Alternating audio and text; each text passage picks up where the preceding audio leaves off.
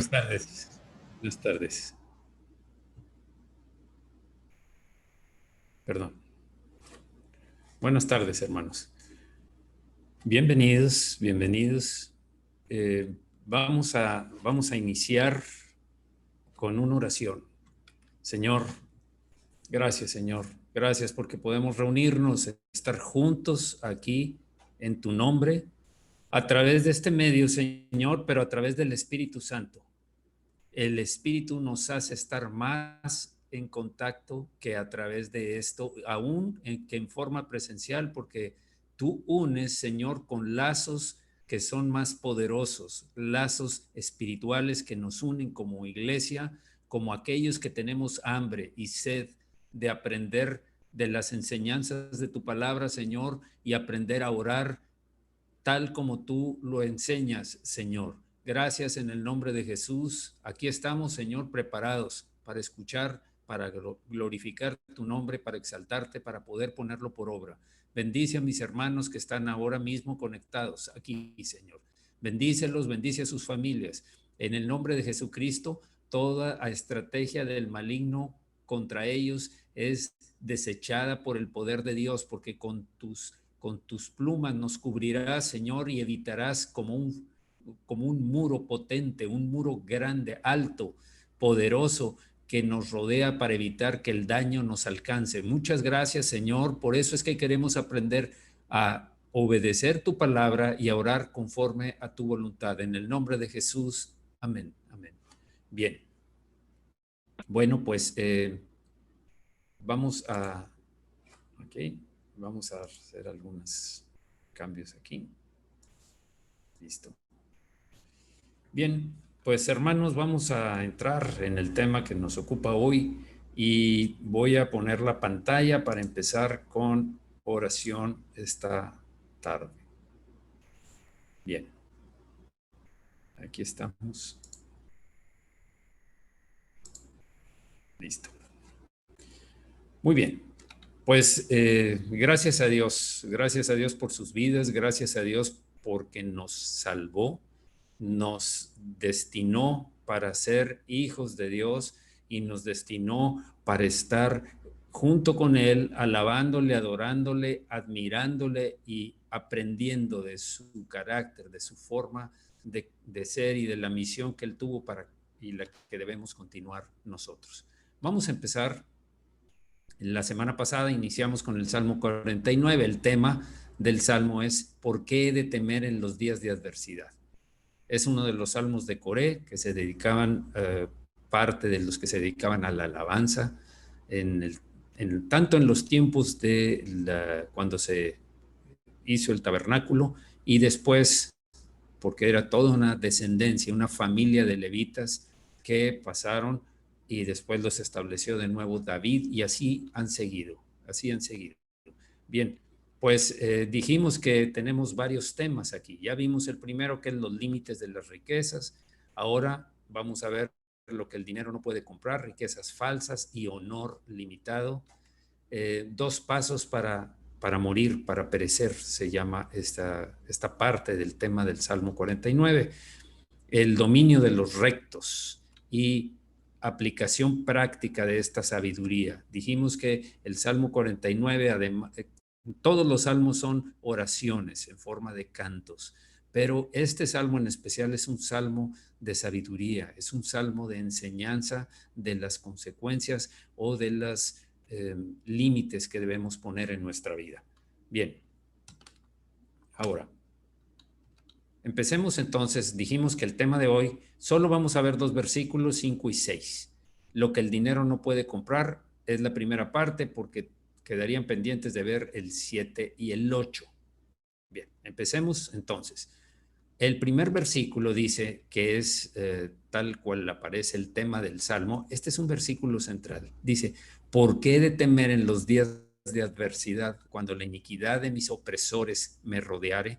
¿Quiénes son los opresores? Pueden ser cualquiera en esos tiempos y en estos tiempos. Finalmente, nos oprimen para quitarnos fuerza, restarnos fuerza, detenernos en donde estamos, impedir que sigamos avanzando. Esas son las consecuencias de la opresión.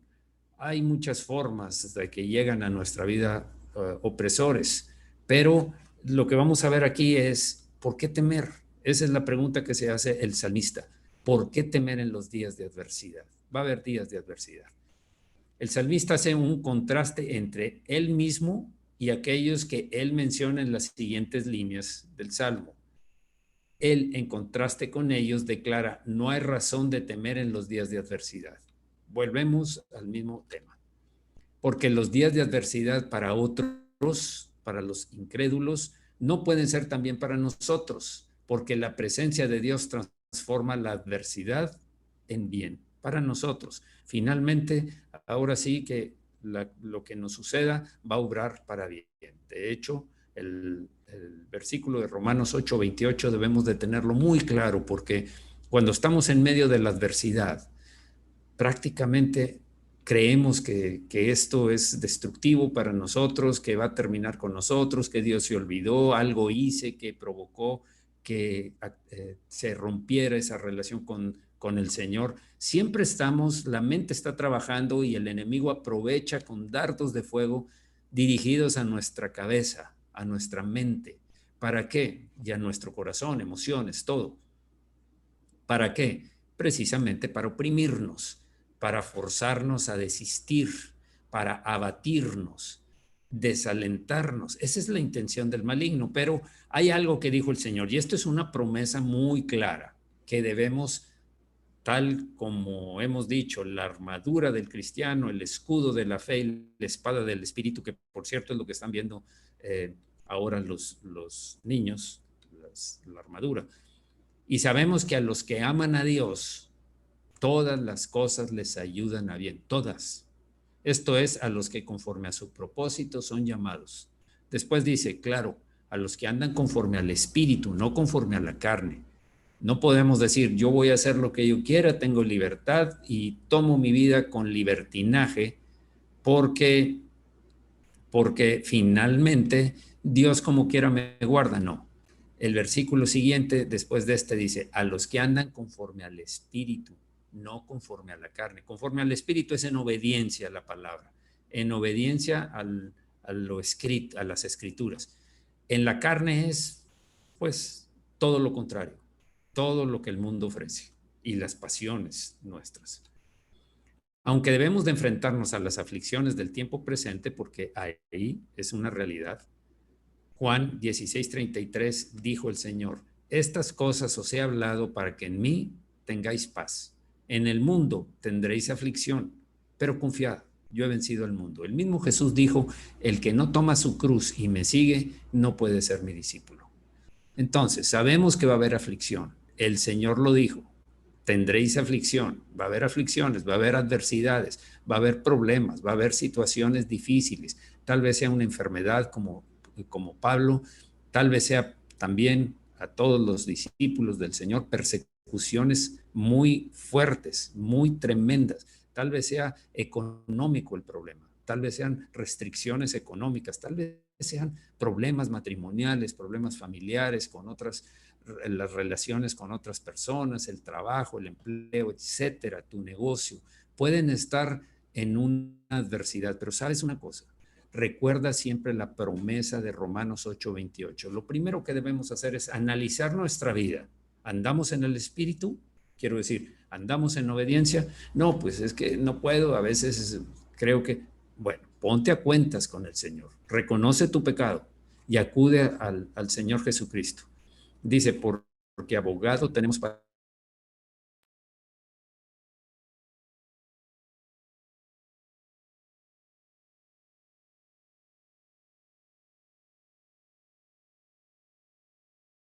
Perdona nuestros pecados. Así es que vamos a tener, va a haber, estoy esperando porque va a haber aflicción, pero finalmente todo ayuda para bien. ¿Cómo va a ser que me ayude para bien los problemas económicos? ¿De qué manera me puede ayudar para bien este conflicto de enfermedad por la que estoy pasando?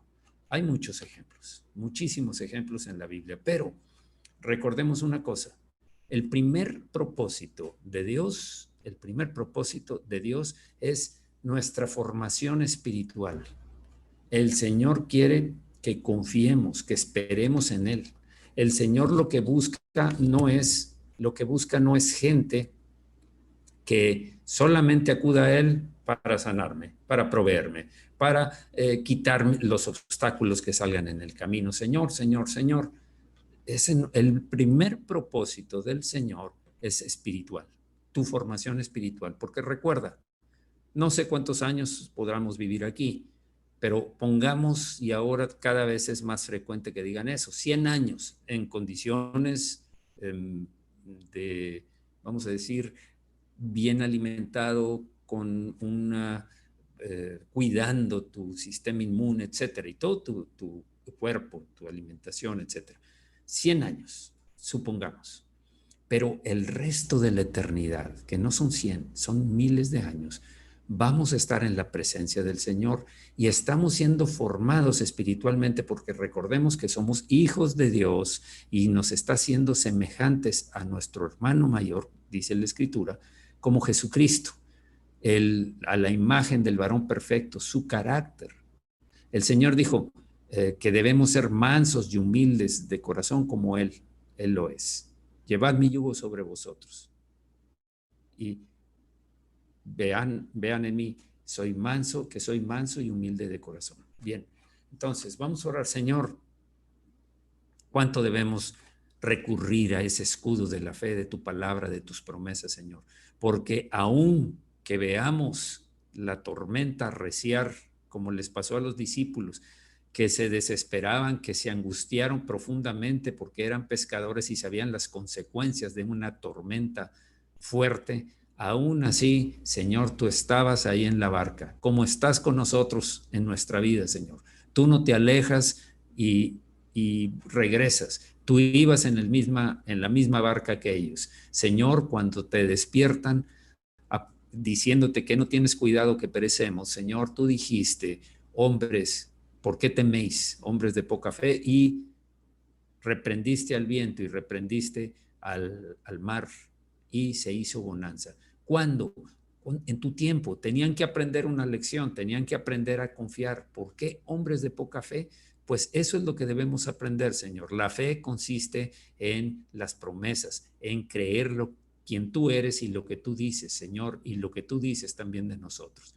Gracias, Señor, porque queremos verlo con los ojos tuyos, las adversidades. Queremos andar en el camino de ser transformados, Señor, para gloria tuya y para ser cada vez más semejantes a ti. Gracias, Señor, porque en los problemas aún hay victorias que nos están esperando al final del camino. Gracias, Señor, porque aunque andemos en valles de sombra de muerte, no temeremos mal alguno, porque tú estás con nosotros en la barca, en los valles de sombra de muerte, en la cumbre también, pero también en lo profundo. Aún ahí tú estás con nosotros. Gracias en el nombre de Jesús, que sea esto una promesa que la tengamos viva, firme. El escudo de la fe está hecho de la palabra de Dios. El escudo de la fe es conforme a las promesas y las enseñanzas de la Escritura. En el nombre de Jesús, amén. Gracias, Señor. Bien. Dios puede hacer que incluso esas aflicciones obren para nuestro bien y maduremos espiritualmente, es lo que estaba comentando hace un momento. El Salmo 49:6 dice, los que confían en sus bienes y en la muchedumbre de sus riquezas, y de la muchedumbre de sus riquezas se jactan. Esas dos frases son el siguiente versículo de este Salmo 49. Dos cosas está mencionando. Confían en sus bienes y de la muchedumbre de sus riquezas se jactan. Confían en sus bienes tienen la capacidad, se sienten seguros y protegidos, sienten que es un escudo protector para ellos los bienes que tienen y las riquezas que se jactan. Pues saben que al haber bienes hay ciertos contactos, ciertas personas que van a entrar a ayudarme porque lo puedo pagar o porque es uno de los bienes también, el tener acceso a ayudas que ofrece el mundo antes de recurrir al Señor. Aquí aclara, los que confían en sus bienes y de las muchedumbres de sus riquezas se jactan. ¿Qué es esto? Esto es idolatría. Esto es solamente idolatría, o sencillamente, como lo dice aquí, idolatría. ¿Por qué? Porque vimos la semana pasada, tú no puedes tener dos dioses o dos amos, porque a uno vas a amar y a otro vas a aborrecer. Lo dijo el Señor Jesús. Entonces, si confías en tus bienes y en tus riquezas, entonces tienes un Dios de las riquezas, porque confías en Él, en esto. Ahora, la Biblia presenta varios hombres piadosos que son ricos, por mencionar a Abraham, los más conocidos, los que ustedes han escuchado, a Abraham y David. Abraham sabemos que salió de su tierra y de su parentela y fue creciendo todo lo que tenía, siervos, ganado, bienes, sumamente, tenía suficientemente. Y aquí dice, según el estudio que vi, es quienes por cálculos actuales probablemente serían billonarios. Ellos eran hombres que confiaban en el Señor y se gloriaban en Él. Fíjense la característica. Ellos no confiaban en sus bienes y sus riquezas, los tenían. Dios no está diciendo que todo el que tiene bienes y riquezas por definición es malo, pero Jesús les dijo a sus discípulos, difícilmente entrará un rico en el reino de los cielos. ¿Qué tipo de rico? Es más fácil, dijo, que pase un camello por el ojo de una aguja. El ojo de una aguja, para los que no saben, es las puertas por donde tenían que meter a los animalitos, tenían una forma y luego ya el resto de la puerta. Eso le llamaban la aguja. Dijo Jesús, es más fácil que entre un camello por el ojo de una aguja, y tenía que ser, pues los camellos tienen el cuello alto, era batallar, que un rico entre en el reino de los cielos. Pero aquí estamos viendo que no por ser rico, Abraham y David confiaban en el Señor. Primero, siempre recurrían a Dios en todo caso. ¿No eran perfectos? No, no lo eran. ¿Cometió error Abraham? Sí, sí cometió. ¿Cometió error David? Y error me refiero, ¿pecó Abraham? Sí, claro. ¿Pecó David? Por supuesto, sabemos esos tipos de pecados. Pero eran ricos que confiaban en el Señor y se gloriaban en Él. ¿Quién les dio las riquezas? ¿Quién es el dueño del oro y de la plata? Eso dice la Escritura. El Señor es el dueño del oro y de la plata. Él creó todas las cosas. Así es que Él da a quien Él quiere, y vamos a ver enseguida para qué. ¿Por qué les da? Ellos no confiaban en sus bienes, no se jactaron de sus bienes, no presumían, no se sentían, no había soberbia ni orgullo de por medio. Una persona puede saber que confía en su riqueza si encuentra mucha paz y seguridad en sus cuentas de cheques, en las inversiones que tiene y en las posesiones materiales. Y si se desanima, y se desanima si éstas declinan. Eso es confiar en las riquezas. Cuando ves que hay problemas económicos y te desanimas y te decaes y dices, no, ¿qué caso tiene? No he recibido respuesta de Dios. Recordemos algo, imágenes que ya he mostrado antes y que son importantes porque nos dan un concepto claro en qué posición estamos, qué es lo que estamos, lo que está sucediendo en nosotros. Recuerdan esta imagen, es la mente carnal. Y bueno, en la reunión pasada viene el tamaño mayor de esta, o un tamaño más grande, esta imagen. Es la mente carnal. Fíjense aquí, en la mente carnal, ¿dónde está ubicado lo que tenga que ver con Dios? Allá en el fondo, en el sótano. Si esto fuera un edificio, sería en el sótano, allá en un rincón. Todo lo demás está ocupado por bienes y diversiones del mundo. Bienes materiales, diversiones del mundo, pasiones, vicios, etcétera. Puede ser un hombre rico o un hombre de clase media, pero el centro de su vida no gira en Dios. El centro de su vida está lleno pensando en las riquezas, está rodeado de riquezas. Por otro lado, tenemos la mente espiritual.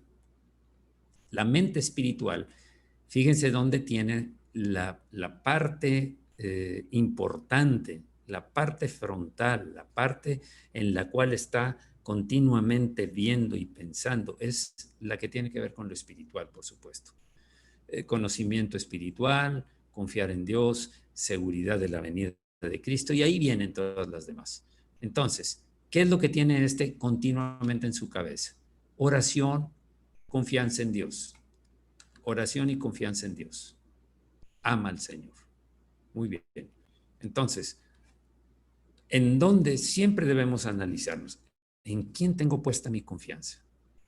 ¿En el dinero, en las posesiones, en los contactos, en los recursos naturales que tengo? ¿A quién acudo cuando tengo un problema? Primero, yo no estoy diciendo que Dios no nos mande con algún especialista. No estoy diciendo eso. Yo estoy diciendo, ¿cuál es tu primer reacción? ¿Cuál es el paso número uno? Pregunto para mí mismo, me pregunto a mí mismo, ¿qué es lo primero que haces en el día? ¿Qué es lo primero que haces? No, pues despierto y me levanto y empiezo la actividad y me preparo porque tengo que ir a trabajar, porque voy a atender la casa, porque llevo a los niños o porque cuido a los niños, lo que sea. Si ese es tu primer paso, entonces está deficiente. Discúlpame, pero está deficiente. Creo y estoy convencido de eso, 100% convencido, que el primer paso es acudir al Señor, es acudir a nuestro Dios. Es la primera reunión que debes de tener, el primer pensamiento que debe haber. Tal vez tengas problemas, acude a Dios. Tal vez estás en paz, acude a Dios. Tal vez hay una amenaza de un virus en el mundo, acude a Dios. Una enfermedad, primero Dios. Siempre primero Dios, porque si lo haces, vas a ver un cambio en tu vida. Alguien decía, y yo lo apoyo y lo he probado en mi propia vida durante todo el tiempo que tengo de ser cristiano. Alguien decía, cuando no tengo mi primera reunión con Dios y oro y leo la Biblia, porque leer la Biblia es, ahora escucho a Dios. ¿Puedes escucharlo cuando estás orando? Sí, porque es un diálogo, perfecto. Pero si tú no lo escuchas así, luego te vas a la escritura. Ya expusiste, ya adoraste al Señor. Señor, te adoro. Te doy toda la gloria y la honra. Tú mereces ser exaltado. Yo quiero hacerlo con mi vida, Señor, y quiero darlo a conocer. Pero ¿cuál es el siguiente paso? El siguiente paso es escucha lo que el Señor te dice. El Señor, la palabra viva, tiene que hablar, tiene que decirte algo. Y te va a dar claves para tu día, para tu mes, para la situación de opresión que estás viviendo, para la adversidad, para la prueba por la que estás cruzando. El Señor te habla y me habla a mí. Si organizas y planteas tu día, que en tu primer cita en la agenda de cada día sea con el Señor. Y el Señor me refiero a orar, a alabarlo, a adorarlo. Padre nuestro que estás en el cielo, santificado sea tu nombre. Venga a nosotros tu reino, hágase tu voluntad, no la mía, no la de los demás. Tu voluntad en la tierra, en mi vida, así como como lo hacen los ángeles en el cielo. Esa debe ser nuestra primer punto en la agenda. Sigamos entonces adelante. Se pueden hacer la pregunta, cada uno, ¿qué pérdida en la vida me preocupa más? ¿La material o cuando estoy viendo un decaimiento espiritual? Cuando realmente ya no tengo motivación, no tengo tiempo, esa es una, no me siento capaz, estoy muy triste, estoy abatido, tengo muchos problemas como para leer la Biblia, como para orar. Sí oro y le digo, Dios, sácame de aquí, Dios, dame esto, Dios, corrige a mi esposa o a mi esposo, haz que en mis hijos, Señor, que funcione el negocio. Sí, peticiones todos tenemos, todos, creyentes o incrédulos, tal vez le piden a alguien más, pero cuando está muy apretado, recurren a Dios solo en esos momentos. Pero se va decayendo la vida espiritual. ¿Sabes que tu vida espiritual se puede ir enfriando poco a poco? Y no te das cuenta? Recordemos una ilustración que siempre ya no es nueva, tal vez la he mencionado y otros la han mencionado también, por supuesto, que es como las ranas.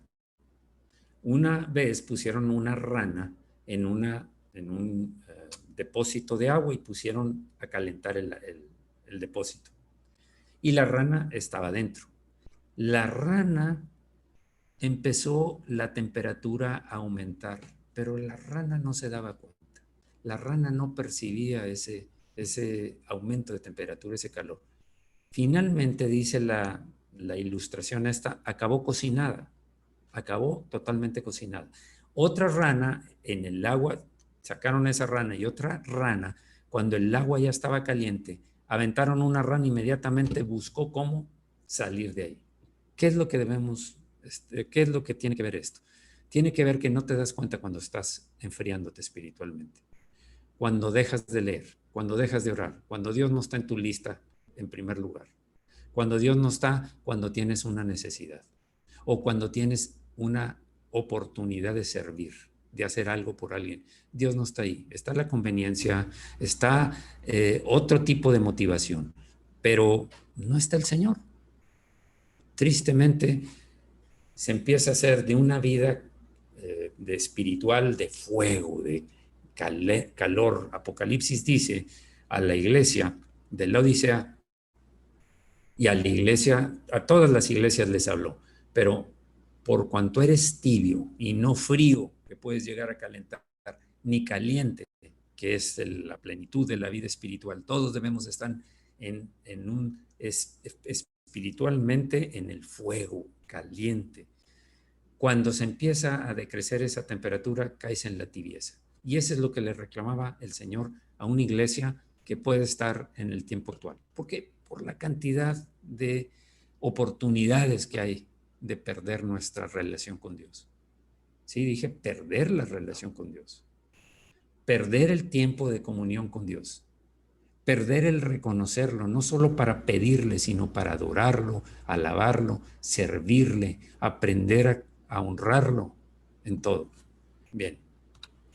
Uno puede saber si se jacta en las riquezas, si encuentra profunda satisfacción en medir y pesar sus riquezas y si busca maneras de demostrar sus riquezas. Ahí ya sabes que ya caíste en ese pozo profundo. Se pueden hacer la pregunta, ¿de qué me siento apropiadamente orgulloso? Apropiadamente orgulloso. ¿De lo material o agradecido por la madurez espiritual que he desarrollado? ¿Saben qué? Me siento con una satisfacción profunda, puedes tú decir, de que he crecido espiritualmente. He aprendido más a interpretar la escritura y aplicarla en mi vida. He aprendido cómo a través de todas las oportunidades de pruebas y victorias que el Señor me ha llevado, a través de las que el Señor me ha llevado, he aprendido a confiar en Él, aún cuando la prueba viene en forma diferente. Yo no sé, pero confío en el Señor. Oye, que estás apretado y que está sucediendo. Confío en Dios, confío en el Señor. Ahí es donde te das cuenta. En general, la respuesta de Dios a estas situaciones de la riqueza es el practicar la generosidad radical.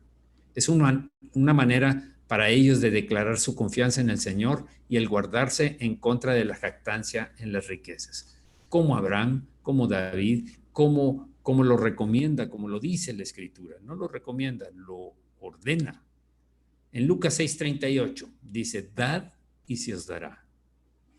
Conforme des, te va a ser dado. Medida buena, apretada, remecida, rebosando darán en vuestro regazo, porque con la misma medida con que medís, os volverán a medir. Fíjense esta versión. Denles a otros lo necesario cuando tengan una necesidad los demás, y Dios les dará a ustedes lo que necesiten. Esto es, si tú das, recibes. En la medida que das, recibes. En verdad, Dios les dará la misma medida que ustedes den a los demás. Si dan trigo, recibirán una bolsa llena de trigo, bien apretada y repleta, sin que tengan que ir a buscarla. Esa es la promesa. Es una promesa condicionada. No es nada más me va a dar porque yo lo merezco. No, no es así. Esto opera en la forma de doy y el Señor ve mi actitud hacia el amor a los demás y Él me provee. Y saben una cosa, Prueben esto, por favor, pruébenlo. Pruébenlo y luego me dicen si eso no es así. Da. Y no estoy hablando del diezmo. El diezmo es ya un hecho. Estoy hablando de ofrendas a los que están necesitados. Estoy hablando de ofrenda a los demás. Hay veces que Dios nos pone en el corazón a alguna persona, o hay veces que alguien viene y me dice, ¿sabes qué? Estoy pasando por esto. Bueno, pruébalo, dale y ya verás que vas a obtener beneficio. Y no lo hagas por el beneficio, hazlo por dar. A veces es en el mismo beneficio económico, muchas veces, si tú le diste beneficio económico, si tú le ayudaste cuando estaba en un problema y le dijiste, vamos a trabajar juntos, vamos a buscar juntos una solución. Yo te apoyo, vamos, yo tengo contactos, vamos a orar juntos y luego vamos a ver si Dios abre esa puerta. Hazlo y alguien lo va a hacer por ti o por tus hijos o por tus padres o por cualquier persona. Pruébalo, pruébalo. Yo te digo, esta es una promesa. Comprueba que esa promesa opera en ti y ya verás. Vamos a orar, Señor. Una de las características de la antigua naturaleza es el egoísmo, es el orgullo, es el temor a perder lo que tengo. Sí, lo reconocemos, Señor.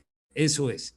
Pero, Señor, a través de tu palabra aprendemos que es más bienaventurada cosa dar que recibir. Por eso es que, Señor, sabemos que nos convertimos en un canal, en un ducto de bendición para otro. Y en la medida en que nos convertimos en un ducto de bendición, añades más. Porque ese es el propósito tuyo, Señor. Para bendecirnos más es que seamos de bendición para otros. Gracias, Señor. Está muy claro en tu palabra. Queremos luchar contra esa antigua naturaleza, transformarnos mediante la renovación de nuestro entendimiento para comprobar cuál es la buena, agradable y perfecta voluntad de Dios también. En el nombre de Jesús. Amén. Se resalta que de muchas maneras el Salmo es un comentario de la historia del rico insensato. La historia, la parábola del rico insensato.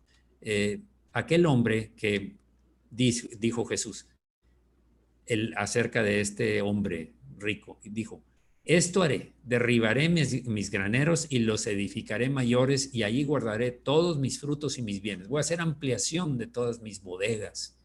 Mis almacenes los voy a duplicar o triplicar porque tengo mucho, me ha ido bien. Y luego dice, y diré a mi alma, muchos bienes tienes guardados para muchos años, repósate, come, bebe, regocíjate, disfruta tú, es para ti, es producto de tu trabajo, de tu esfuerzo. No reconociendo primero que viene de Dios. Y segundo, no ayudando a los demás. ¿Qué sigue en esta parábola? Pero Dios le dijo, necio, esta noche vienen a pedirte tu alma, y lo que has provisto, ¿de quién será? ¿Cuántas veces hemos visto personas que pierden la vida precisamente por lo que les provoca a veces hasta las riquezas o cualquier otra cosa en cualquier época de la vida? Sean niños, sean jóvenes, sean adultos o mayores, pueden perder la vida o durar muchos años. La parábola que el Señor dijo, necio, ¿qué estás haciendo al hacer eso? ¿Qué estás haciendo al sentirte orgulloso de todas las riquezas? Jesús aplica el principio de esta historia de la siguiente manera. Así es que el que hace para sí tesoro y no es rico para con Dios, Salmo 49, en mente este tipo de hombre. El Salmo 49 está hablando de este hombre. Hace para sí tesoros y no es rico para con Dios. Ahora, no os engañéis, dice Mateo 6:19. No os hagáis tesoros en la tierra donde la polilla y el orín corrompen y donde ladrones minan y hurtan. Las riquezas, alguien decía, las riquezas tienen alas. Las riquezas tarde o temprano se van por algún motivo, por cualquier motivo. Sino haceos tesoros en el cielo donde ni la polilla ni el orín corrompen y donde ladrones no minan ni hurtan. Porque donde esté vuestro tesoro, ahí estará también vuestro corazón. Si tu corazón, si tu mente y tus sentimientos reaccionan al tesoro de la tierra, eso es todo lo que tienes y se va a quedar. Nadie se lleva nada. Aunque enterraban a los faraones rodeados de riqueza, tarde o temprano, ahí se quedaban las riquezas en esas pirámides. Recuerdo que una vez me dijeron que un fabricante de carro, de autos, no quiero decir nombres porque no estoy seguro, lo sepultaron con su auto, un auto que él diseñó, fabricó y vendió. Y vendió en grandes escala. Ahí se quedó el auto. El hombre finalmente llegó a desaparecer. Es polvo y regresó al polvo, como dice Eclesiastés. Pablo oraba en 1 de Timoteo y aconsejaba en 1 de Timoteo 6:18 que hagan bien. Timoteo, diles a todos, enséñales a todos, aconséjales a todos que hagan bien, que sean ricos en buenas obras, dadivosos, generosos, atesorando para sí buen fundamento para lo porvenir, lo eterno, que echen mano de la vida eterna. Eso es lo que Pablo, y aquí termina esta oración, esto es lo que Pablo estaba diciéndole a Timoteo, enséñales, Timoteo. Timoteo era considerado por Pablo un hijo. Dice, enséñales a que hagan esto, hagan tesoros en el cielo y no en la tierra, en lo eterno y no en lo temporal. Lo temporal no sabes quién se va a quedar. Eclesiastés, Salomón dice, el hombre se afana por juntar bienes y no disfruta ni siquiera de sus propios bienes cuando se los tiene que dejar a otros y tal vez los desperdicien, los hagan desaparecer. Vamos a orar para empezar con el otro tema. Señor, gracias, Señor, que nuestros ojos no estén puestos en los bienes materiales ni en las riquezas, ni en el dinero, que estén puestos en ti, Señor, y estén para servirte, para obedecerte.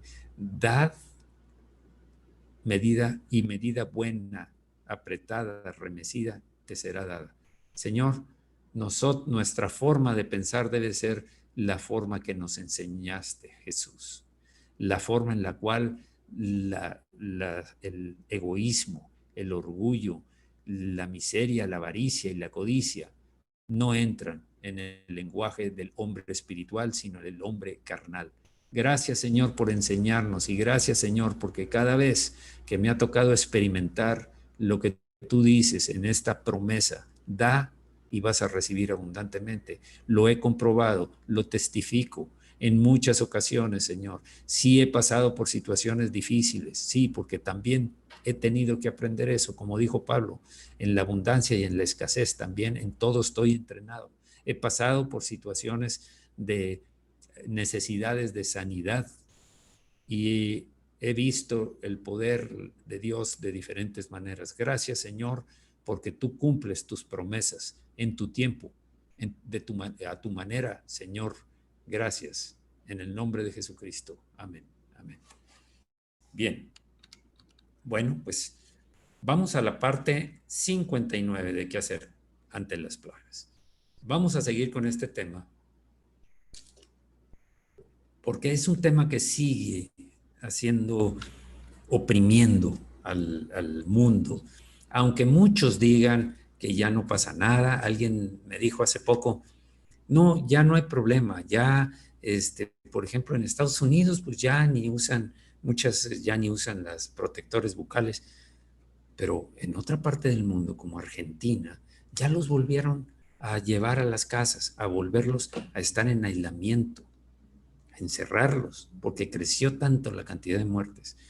Todavía no podemos confiar, pero sabemos que esta es la primera plaga que hizo su aparición. Detrás de esta venía un ejército de plagas en la economía, en las relaciones, la, la paz que la gente debía tener, la armonía se destruyó y se hizo como otra plaga. Bien, vimos 6, ya las vimos, ahora estamos con el miedo. Vimos también que de repente experimentamos temor y no debemos hacerlo porque Dios no nos ha dado un espíritu un espíritu de cobardía, sino de un espíritu de poder, valor y dominarnos. Yo creo en el Señor, yo me tomo de esta promesa, tengo suficientemente fuerte mi escudo como para no dejarme llevar por el temor. Eso es lo que Jesús les reclamaba muchas veces. No temáis, hombres de poca fe. ¿Por qué teméis? Siempre, muchas veces lo dijo el Señor. Y nos debe quedar claro, va a venir situaciones, van a venir dardos de fuego, pruebas en las cuales necesitamos aprender a resistir con un espíritu de poder, autoridad, valor para valientemente enfrentarlas y resistir, dominio propio para que no caigamos en el pánico o en el temor.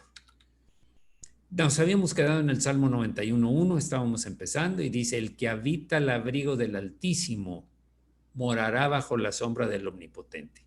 ¿Qué vamos a ver aquí? Vamos a ver lo siguiente. Cada hijo de Dios mira hacia el interior del santuario y al propiciatorio, pero no todos moran en el lugar santísimo. Corren hacia este en todo tiempo y disfrutan de acercarse ocasionalmente, pero no residen habitualmente en la misteriosa presencia y gloriosa presencia. Este era el tabernáculo. Ahí ven al sacerdote que en el altar del incienso encendía, y el incienso representa oraciones. Pero de lo que está hablando aquí, podían entrar hasta aquí. De hecho, solo los sacerdotes. Pero aquí dice, podemos ver hacia el interior, ver, asomarnos. Pero una cosa es mira y otra cosa es mora. Mira se trata de lejos, ver. Mora es estar viviendo ahí, en el lugar santísimo.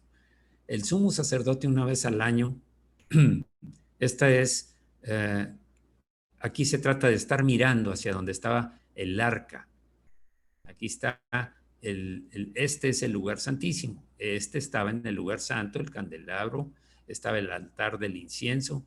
Aquí se alcanza a ver la mesa de los panes de la proposición. Y está el sacerdote ofreciendo el incienso o las oraciones, pero de lejos. Solamente una vez al año el sumo sacerdote podía entrar directo a estar en el lugar santísimo, dentro. Lo que está sucediendo aquí es que el que habita al abrigo del Altísimo morará bajo la sombra del Omnipotente. Sigamos. La sombra del Omnipotente, esta es una expresión la cual implica gran cercanía. Debemos de caminar muy cerca con un compañero o con otra persona, si queremos que su sombra caiga sobre nosotros. Si un niño va al lado de su papá, la sombra del papá lo va a cubrir. Esto es lo que está tratando de decirnos. Morar bajo la sombra del Omnipotente es, tienes que estar tan cerca de Dios, tienes que tener una comunión tan íntima con el Señor, tan íntima, que es morar junto con Él, tener la comunión con Él, vivir en su presencia continuamente. No se va a alejar el Señor, nosotros podemos alejarnos de Él, pero cuando tú habitas al abrigo, a la protección, a la sombra del Altísimo, vas a morar bajo la sombra del Omnipotente. Perdón. Con sus plumas te cubrirá y debajo de sus alas estará seguro, dice acá el versículo 4. Escudo y adarga es su verdad. Aquí hay una imagen que representa a un ave que está cuidando a sus polluelos. Una vez vi una imagen real, una fotografía de un ave que en el hueco de un árbol, en el tronco de un árbol, había un hueco y ahí hizo su nido. El ave estaba rodeando el nido adentro, pero rodeando el nido, cubriéndolo con sus alas, y había sido calcinada por el incendio que había atacado ese lugar, ese bosque. Quedó totalmente calcinada, pero dentro estaban cubiertos sus polluelos y estaban pillando cuando alguien los escuchó y fue y los rescató. Esa es una imagen solamente. ¿De quién los protege? De los depredadores, de aquellos que quieren comerlos, de aquellos que quieren abusar de ellos, simplemente. Entonces, ¿qué representa para nosotros? El enemigo que pone trampas a través de tentaciones, a través de inquietudes, incredulidad, dudas, temores, etcétera. Es precisamente de lo que estamos hablando, del temor. Otra versión dice, solo bajo su protección podemos vivir tranquilos, pues nunca deja de cuidarnos. La otra dice, pues te cuidará, te cubrirá con sus alas y bajo ellas estarás seguro. Su fidelidad te protegerá como un escudo. El 5 dice, no temerás el terror nocturno, ni saeta que vuele de día, ni pestilencia que ande en oscuridad. Si hay algo que causa temor, y yo creo que a todos, es la oscuridad. La oscuridad nos hace sentir desprotegidos, nos hace sentir atemorizados, primero de que en el camino haya alguna trampa, un pozo o algún animal acechando. Incluso también que haya ladrones, salteadores o animales también salvajes, en cualquier parte donde estés. Yo recuerdo, y voy a ser muy breve, no voy a ser largo, cuando teníamos el negocio, yo iba, trabajaba en la mañana en la empresa donde trabajaba, salía, era muy temprano la entrada y salía como a las 5 y me iba a la tienda, al negocio. Y estaba ahí hasta la hora de cerrar las 8. Estaba ubicada en un lugar con mucho tráfico adecuado para la venta. Pero cuando salía, tenía que irme solo por un lugar, tenía que cruzar por un lugar oscuro. La verdad es que es atemorizante la oscuridad. Pero dice, no temerás el terror nocturno ni saeta que huele de día. Nunca fui sorprendido por nada. Nunca tuve una amenaza. Ahí, en los lugares por donde tienes que cruzar, en donde acostumbran a meterse los maleantes y donde el enemigo cruza también. Recordemos lo fabuloso que es el Salmo 23. Aunque ande en valles de sombra de muerte, no temeré mal alguno. Otra versión dice, ni de día ni de noche tendremos que preocuparnos de estar en peligro de muerte. Ataque repentino durante la noche, una incursión nocturna del enemigo, una trampa o engaño en tiempo de oscuridad, porque Dios sí ve en la oscuridad, ve las intenciones, sabe cuáles son las intenciones del maligno o de cualquiera que intente hacernos daño, si quiere hacernos daño. Yo le doy gracias a Dios porque hubo muchas ocasiones en las que pude haber algo pasado y en otras ocasiones que he tenido que estar expuesto también, el Señor me ha guardado por su gracia y su misericordia. Otra versión dice, no tengas miedo a los peligros nocturnos ni a las flechas lanzadas de día. Bien. Sigue el 91.6, pero lo vamos a dejar aquí porque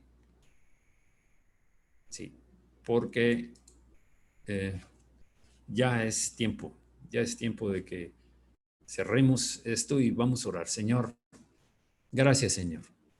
Yo sé que tú estás ahorita ahí con mis hermanos, ahí en el lugar donde están oyendo. No sé dónde estén. Pueden estar en su casa o en casa de alguien, pueden estar en su trabajo y se tomaron un tiempo para ver esto. Pero yo sé que tú estás ahí, Señor. Tú estás ahí, Señor, porque tú lo prometiste, Señor. Tú estarías con nosotros hasta el fin del mundo y tu Espíritu Santo, el mismo Dios, vive en nosotros. Conoce lo más íntimo de nosotros, pero también ve los peligros y nos guarda de todo mal. Gracias, Señor, porque nosotros queremos que nuestro ser espiritual crezca más para que la naturaleza de pecado sea abatida, destruida en nosotros y andemos continuamente en una vida nueva, continuamente creciendo y confiando en ti y en tus promesas, Señor. Pero más que nada, para agradarte y adorarte y alabarte en todo tiempo, Señor. Muchas gracias, Señor. Gracias. No pudiéramos terminar de decirte gracias, Padre amado. Gracias, Señor Jesucristo, lo que tú hiciste Lo que tú hiciste fue grandioso, Señor. No necesitabas hacerlo, pero lo hiciste por amor. Padre, gracias por ofrecer a tu propio Hijo. Qué difícil es ofrecer a un hijo por una gente rebelde que nunca hacía tu voluntad como nosotros éramos. Gracias, Señor Jesús, porque fuiste humillado y crucificado por causa nuestra, por nuestros pecados, para salvarnos, y ahora somos adoptados, hechos hijos de Dios, con todos los privilegios y una herencia espiritual. Bendito sea el Dios y Padre de nuestro Señor Jesucristo, que nos bendijo con toda bendición espiritual en los lugares celestiales en Cristo Jesús, según nos escogió en Él antes de la fundación del mundo, para que fuéramos santos y sin mancha delante de Él. Y todo esto fue por el puro afecto de tu voluntad, solo por tu voluntad, Señor, por tu amor. Gracias, te alabamos, te adoramos, te damos la gloria y queremos vivir para agradarte el resto de nuestras vidas aquí en la tierra y por toda la eternidad delante de tu presencia, para servirte, Señor, para gobernar contigo si tú decides que lo hagamos, Señor, o servir en lo que tú quieras, Señor. Como la actitud de esa mujer que fue y con sus propias lágrimas, esa pecadora que fue y con sus propias lágrimas limpió tus pies, lavó tus pies de la tierra del camino. Gracias, Señor, porque si algo hemos aprendido es que tú eres fiel, eres bueno, eres un Dios de amor. Aparte de ser eterno y todopoderoso, tus ojos nos contemplan y son ojos de amor. Eso mismo que se reproduzca en nosotros. En el nombre de Jesucristo, gracias. Amén. También oramos, Señor, por todos los que están enfermos ahora mismo.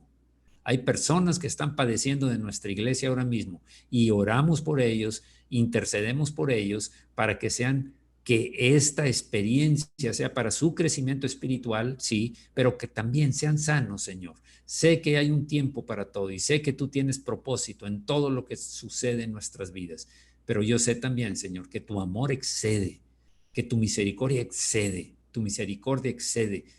a todo lo que podamos pensar. Gracias por guardarlos, gracias por sanarlos. Te pido también por aquellos que están sufriendo, privados de su libertad física en diferentes centros de centros de pues de rehabilitación en cierta forma, o de pagar por muchos por ser inocentes, otros porque ahí tenían que conocer a ti, Señor.